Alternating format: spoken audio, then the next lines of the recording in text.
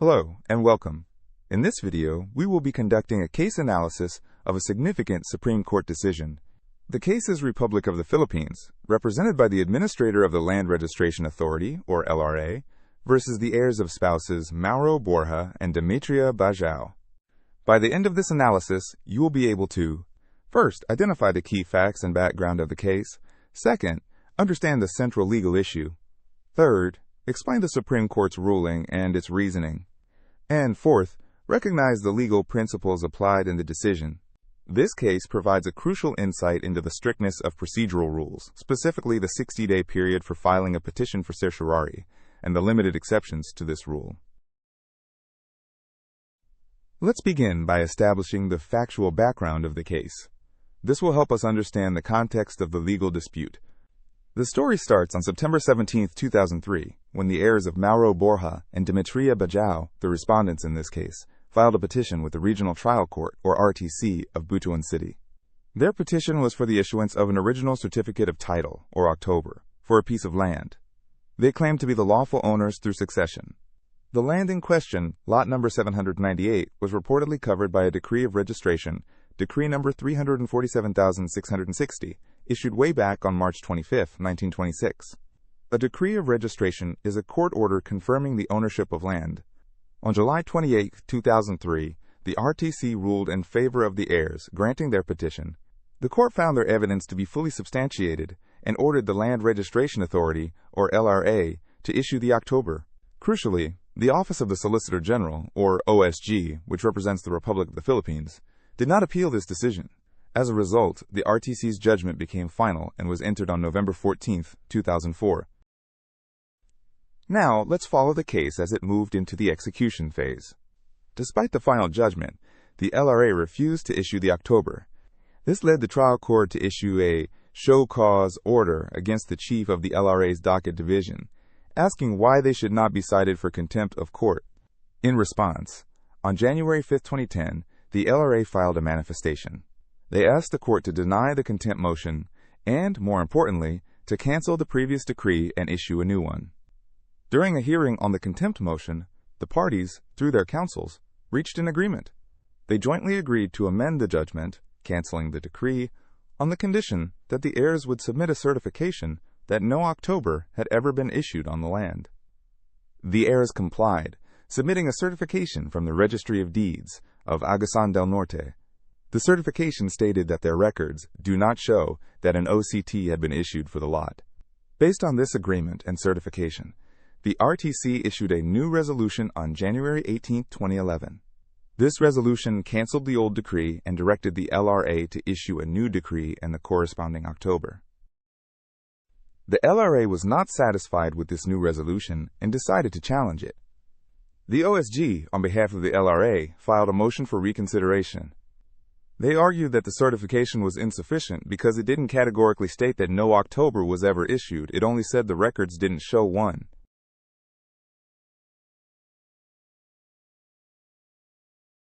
On March 5, 2012, the trial court denied the OSG's motion and ordered the execution of its amended decision. The OSG received a copy of this denial on March 19, 2012. Under the rules, they had 60 days to file a petition for certiorari with the Court of Appeals, which meant their deadline was May 18, 2012.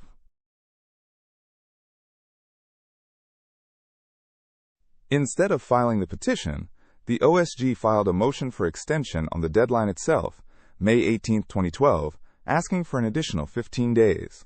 They finally filed a petition for certiorari on June 4, 2012.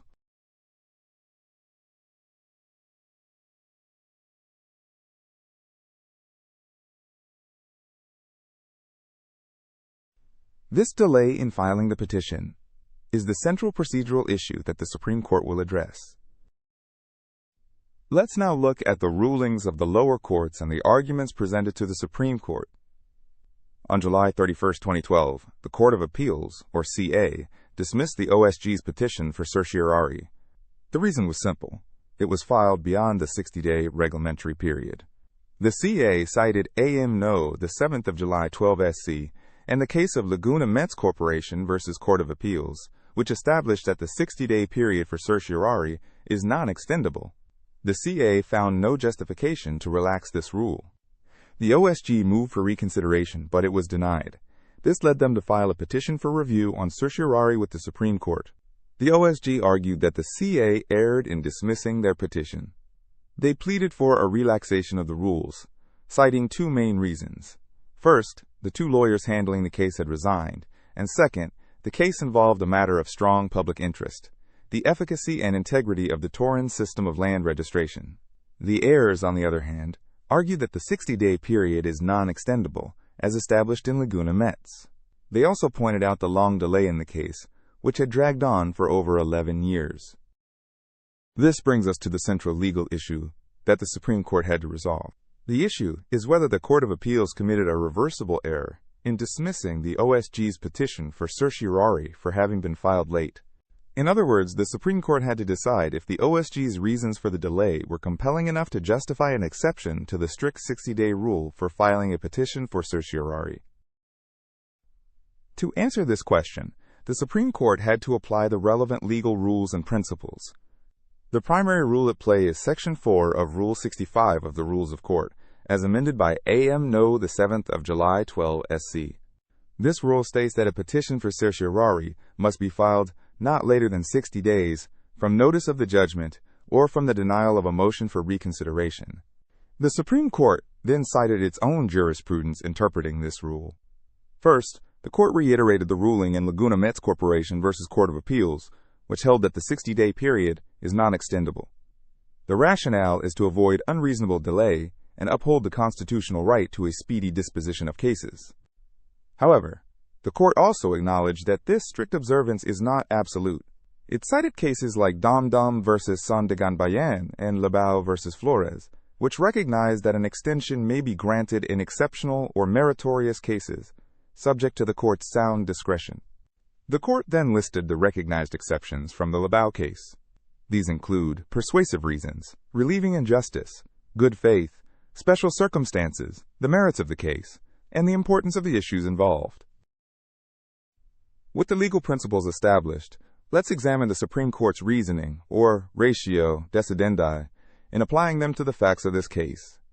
The court found that the circumstances in this case did not fall under any of the recognized exceptions to warrant a relaxation of the rule.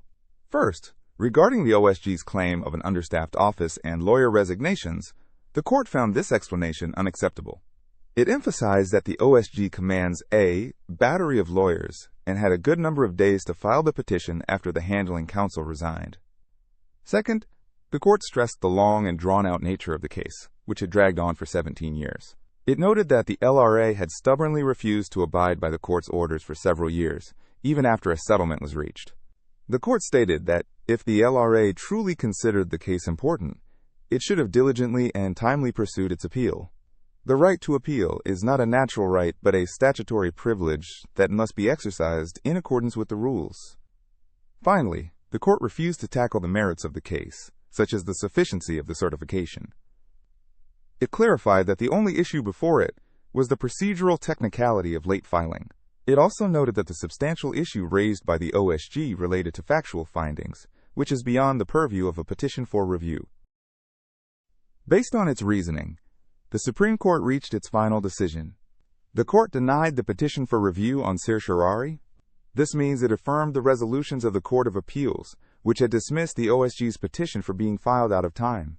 Furthermore, the Supreme Court directed the Land Registration Authority to comply with the January 18, 2011 resolution of the Regional Trial Court without further delay.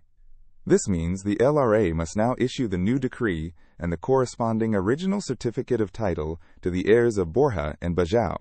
In summary, the Supreme Court upheld the strict observance of procedural rules, emphasizing that the 60-day period for filing a petition for certiorari is non-extendable, except in truly exceptional and meritorious cases. It found that the OSG's reasons for delay did not meet this high standard, especially given the long history of non-compliance by the LRA.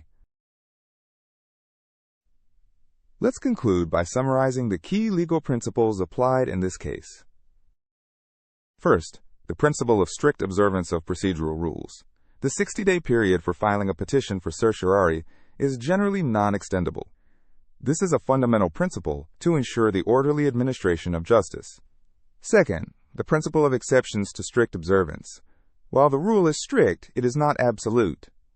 The court has the discretion to relax the rules in exceptional or meritorious cases, but the parties seeking liberality must provide a reasonable and meritorious explanation for their failure to comply.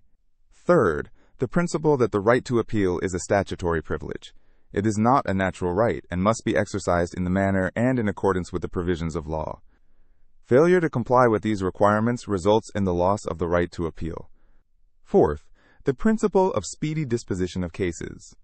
The 60-day period is deemed reasonable and sufficient to avoid unreasonable delay that would violate the constitutional rights of the parties to a speedy disposition of their case. This case serves as a powerful reminder that while courts may sometimes relax procedural rules in the interest of substantial justice, such exceptions are rare and require compelling reasons. The burden is on the party seeking the exception to demonstrate that their case is truly meritorious and that their failure to comply was justified. Let's quickly recap what we've covered in this case analysis. We started with the facts, where the heirs of Borja and Bajau sought to title their land, and the LRA's repeated refusal to comply with court orders led to a long-standing dispute. The central issue was whether the Court of Appeals was correct in dismissing the LRA's petition for being filed late.